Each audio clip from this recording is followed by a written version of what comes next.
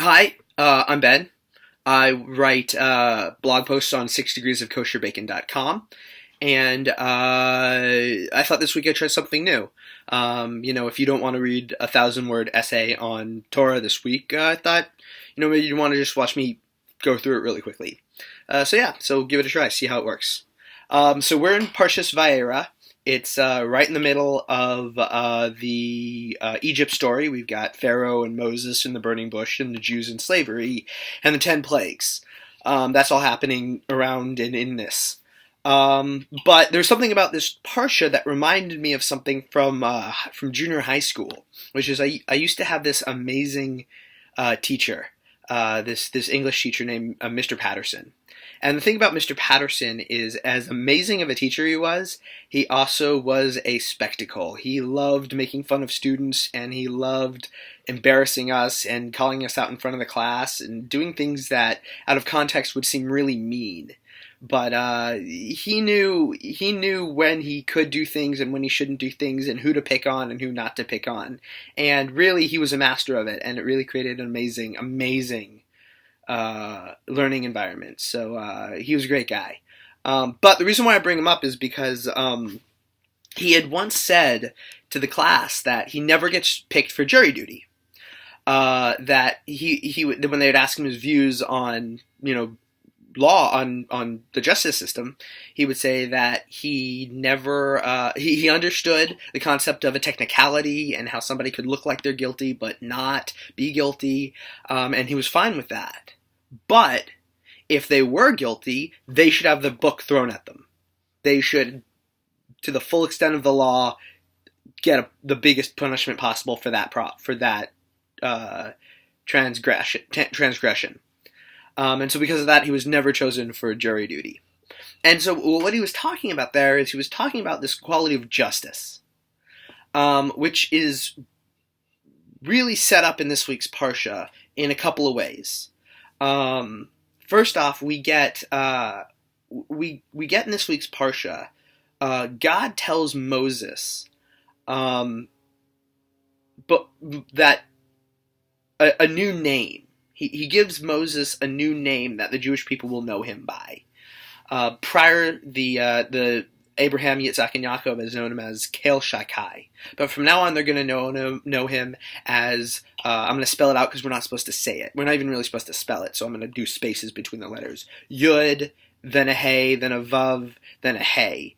And if you ever see that in a Torah, in a translation, it'll just say Hashem, which means the name, but it's referring to this special name.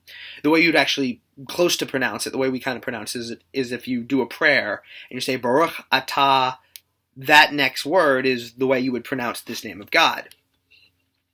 And the thing we have to understand about names is in Hebrew, names aren't arbitrary. We don't, just name things randomly. The word dog in Hebrew is kaleh, which means like heart, because a dog's like your best friend. They say dogs are man's best friend.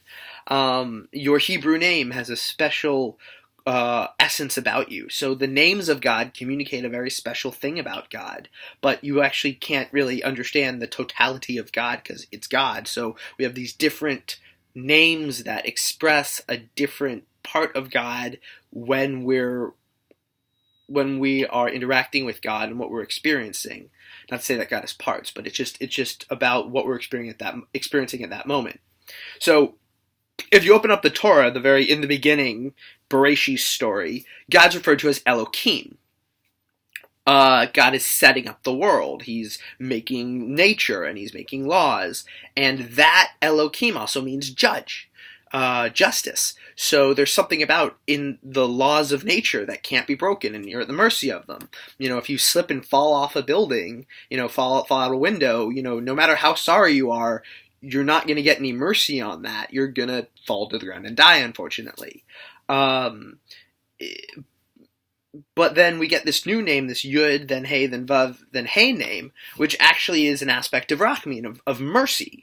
And for the first time, God is going to really give that over to the Jewish people.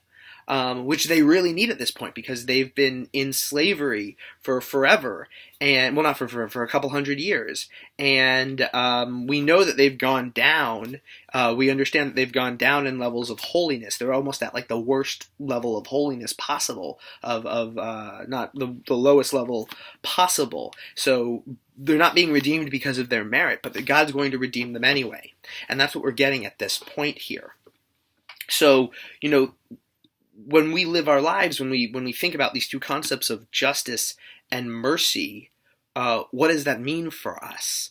Should we go through our lives thinking, that it should be justice, it should be, you do something wrong, you get a punishment? Or should we give people the benefit of the doubt all the time and give them mercy and give them second and third and fourth chances? You don't know. There's this balance. So what's the thing that lets us know, this is a time for justice or this is a time for mercy?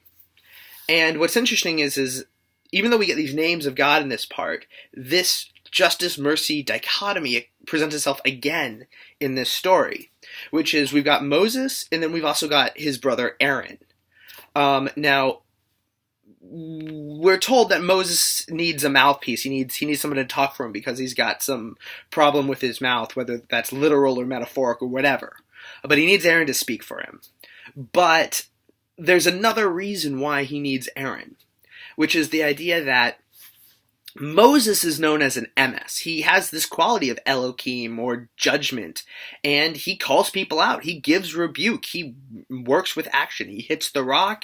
The whole last book of the Torah is Devarim, and he's just telling the Jews what they've been doing wrong for the last 40 years. He has a biting wisdom that you hear it, he's right, but you don't want to listen to it. Meanwhile, but is that what the Jews need? Moses has not been with them.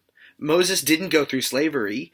When he was in Egypt, he was a prince. He was drinking wine and eating grapes and getting fanned while they were slaving. They were literally slaving away. And then as soon as Moses realizes what he is, does he come in and help them? No, he runs away for another 40 years. So for somebody like Moses to come to the Jewish people and say, hey, you guys are doing wrong, do tshuva and maybe God will let you out, the Jews aren't going to hear that. They're not going to accept that. But Aaron, who has been with them, they will listen to him. And the thing about Aaron is Aaron's quality is mercy. He loves peace. He loves fixing discord, and he has compassion and he has rachamim. And so for them, for a people who have been in slavery, in backbreaking labor, who have had seen sons ripped from them and killed, those people need compassion. Those people need a leader who is going to give them a break. Meanwhile, so Moses, who is this biting critic, who needs his reproach? Pharaoh. Pharaoh is somebody who has not been having the hardships, but Moses has lived like Pharaoh. He understands what Pharaoh has been going through. He knows where Pharaoh went wrong. He's the person who can go up to Pharaoh and say, yeah, I know what you do. I know what it means to have power. I know what it means to live in the palace. And you're wrong on all these issues. And you do need that hard hand. You do need justice. So it is an extraordinary dichotomy to me that it presents itself in the Torah this way. But basically, the two qualitative differences is we say we don't judge. You shouldn't judge. You don't know what's going on with a person. But that doesn't mean you shouldn't try to know what's going on with a person. You shouldn't try to understand who they are. You shouldn't strive to know their struggles. It's only from that we even get a sense of trying to be able to judge people, that we can get a sense of why we should, or why they need mercy, or why they need reproach. So rather than having the mindset of should I have justice or should I have mercy, we really should go into things of what don't I understand about this person? What don't I know? And look for mercy. If judgment needs to happen, judgment needs to happen. But if you can look for mercy, we live in a world of mita keneged mita, measure for measure. So the way we treat the world treats us. So if you look for reasons to be merciful for a person, that'll come back to you. But sometimes you do have to lay down justice. So anyway, hope you like this. Just wanted to give that over. Read it at your Shabbos table or whatever. Or you can print out the blog. That's also here too. There's a link, I'm sure. Anyway, thanks.